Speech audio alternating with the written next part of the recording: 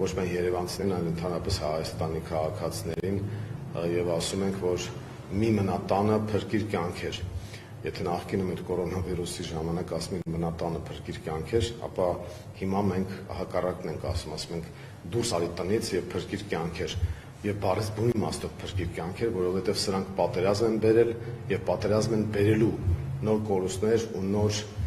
ավերածություններ են բերելու, ու որպեսզի դա տեղի չունենա, մենք հնարավորություն ունենք ընտրատեղամասերում տալու մեր կռիվը, որպեսզի հետո ստիպված չլինենք մարտի դաշտում կռիվ տալ։ Հայրենիքի պաշտպանությունը բոլորիս պարտքն է, պարտականությունն է, բայց մեզ համար շատ կարևոր է, որ լինի խաղաղություն, երաշխավորված խաղաղություն եւ որպեսզի մենք ցնցումներ չունենանք, նաեւ տնտեսական ճգնաժամեր չունենանք հայ-ռուսական հարաբերությունների վատացման պատճառով, որի մեղավորը կրկին Նիկոլ Փաշինյանն է, ահա այս ամենից խուսափելու համար մենք պետք է գնանք ընտրատեղամաս եւ